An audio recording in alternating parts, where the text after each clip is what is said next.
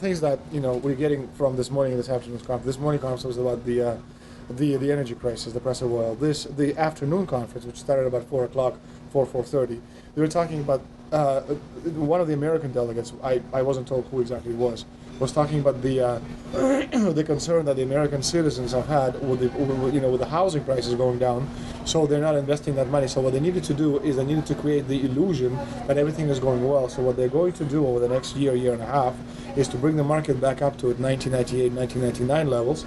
They're going to get all the suckers to invest whatever little money they have left over, and that's when they're going to make the economy bottom drop out. They need to destroy the economy because as we're running out of oil, when people don't travel, at least that's what they're saying, when people don't travel, when people don't have money, they don't travel, they don't spend any money, which means you don't waste a lot of oil and natural gas. That's the afternoon. So how does this source, just ballpark, so you have the sources. Well, actually, there are two people who are members of the Bilderberg Club. It's actual members. They're members of the Bilderberg Club who for years and years and years have been going and participating in all the conversations. They've always been dead on, always. And last year they said the oil prices are going to go up to 150. At the time it was 39, went up to 76, basically doubled. If it doubles again, it's going to be back to where these people say. They attack Iran and will it? Year after year, Estelin and other reporters like Jim Tucker are able to report on future events with stunning accuracy, all because they know the agenda of the Bilderberg Group. The Bilderberg Group sits at the top of the world power structure. 125 of the richest and most influential individuals on the globe make up its membership. From Istanbul, Turkey to Chantilly, Virginia, we have tracked the elusive Bilderberg Group. Bilderberg always insist on a media blackout. By June of 2008, we had already figured out that Barack Obama was the elite's puppet of choice. The national media claimed that during the weekend the Bilderberg Group was scheduled to meet, that Obama had speaking engagements set for Chicago and the Midwest. We knew better. In a classic bait and switch, the Obama campaign told the press corps to get on Obama's campaign plane, and that Obama would join them on the flight to Chicago. Campaign staff then slammed the door shut. The fawning press had been shanghaied as Obama's campaign aircraft lifted off without Obama. Robert, why were we not told about this meeting and that the senator wouldn't be on our flight until the doors were shut and we were about to taxi to take off? Again, we had a desire, Senator Obama had a desire to do some meetings. Others had a desire to meet with him tonight in a private way, and that's what we're doing. We set up these meetings. They're being done tonight. Again, Is there more than one meeting? Is there more than one person with whom you... I'm not going to get into all the details of the meetings. I don't know that I've got a ton more different answers for all of your questions. Obama wasn't going to Chicago. He had a meeting to attend, a secret meeting. Initially, it was believed that the secret meeting took place at Clinton's Washington, D.C. home. Obama's spokesman denied that, but won't confirm where the former rivals met. He also declined to comment on their topics of discussion. For a day and a half, the mainstream media engaged in a wild goose chase, trying to find out where Hillary and Obama had gone. 3 cover stories later, the corporate press had to admit they had no idea where the 2 candidates had gone. And to this day, Clinton and Obama aren't talking. Plenty of sources knew about this meeting, told us and others that it was at Hillary Clinton's house, but clearly it wasn't. In 2008, the trail led us to the Westfields Marriott Hotel, right outside Washington, D.C. We just flew into Washington, D.C. We're driving to the Westfields Marriott. Tomorrow, the hotel's closed throughout the week, into the weekend for the Bilderberg Group meeting. We're going to check in the night before. They're going to kick us out tomorrow. So we're going directly into the belly of the beast.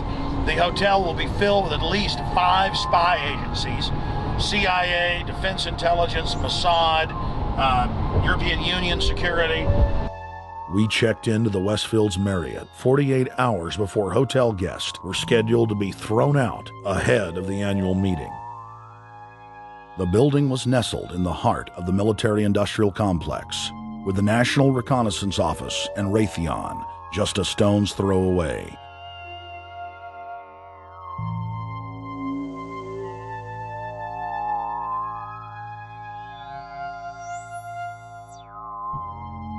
The plan tonight is to try to not get arrested, dodge the security, get in there, get some footage of the elite arriving in the morning, because some arrive before they officially lock it down, and then getting out of the building. That's our plan. I'm also going to be getting a call by a international syndicated radio show, Coast to Coast AM with George Norrie, and all week he's getting briefings from me every night about things as they develop.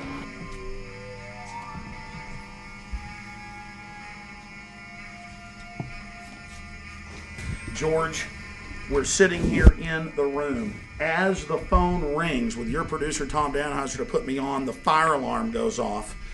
So everybody is exiting the building. I know this is a setup. They timed it exactly when this happened. Open the door. I want them to hear the fire alarm. Open the door. I want people to hear this live to the 16 million people listening.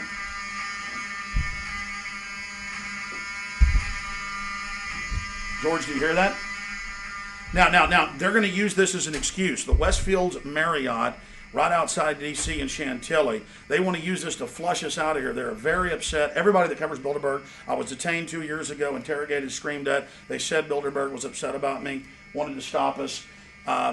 This is guaranteed. Everywhere we go, we're followed. We have another hotel across town as a base of operations. They were there questioning us, getting in our faces. We're being followed everywhere. I need everybody's support right now. I pray to God they don't try to set me up. They may have tried to concoct this as some way to say, look, they didn't leave during a fire drill, assessing me knowing I would stay and do the interview. But again, the moment the phone rang with Tom Danheiser, the moment the phone rang, the guys answered it, I'm standing there, the alarm goes off. It's going off right now. The guests are exiting the hotel out there. Of course, there's no fire. This is just absolutely insane. I noticed, too, that there was over 100 security people here today, but tonight we got back and it was a total ghost town, and this is what's insane. We have a security guy walk up to us 30 minutes ago, about 25 minutes ago, before this happened, and said, "What are you guys doing?" We said, "We're just walking around checking out the artwork in the hotel," which we actually were admiring it, but we were also going around getting some footage. And they said, "Well, no cameras allowed." We said, "Fine." And then he said, "Yeah, we had somebody do a fire alarm a few weeks ago, and me and Rob, my camera guy, were on. Why is he telling us about a fire alarm?" I forgot that part, George. These bastards have done this. I don't know how. They're planning to try to set us up or something, but this is incredible. We are here in the middle of this right now, George.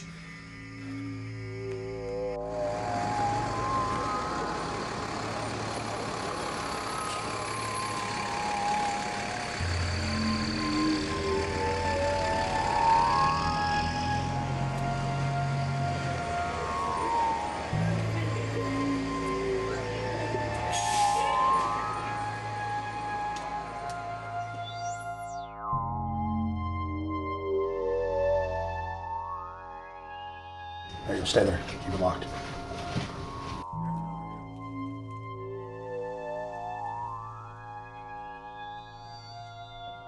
Let's go. Let's get out of here now, Richard. Don't screw around anymore. We got out of here on exactly the right time. Is this the way out? Yeah.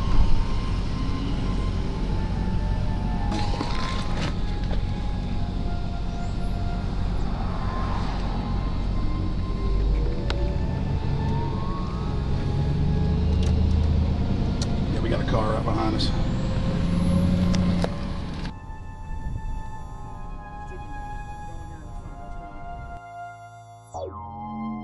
We made about, what, 5 turns and 6 turns, the same car's following us. Now he looks like he's following us into a... He came out of Bilderberg, he came out of the Westfield. He's being a little bit subtle, but... Not too. So there he is. That's him over there in the blue green, car. Yeah.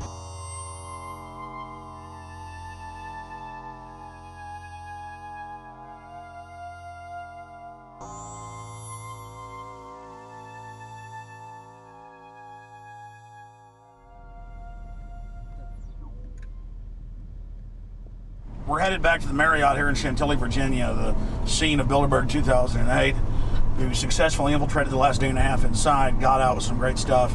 We've been tailed, and now we're going back to cover the dignitaries, the elitists, as they arrive. And right now is the prime time for them to start arriving for the next 3 or 4 hours.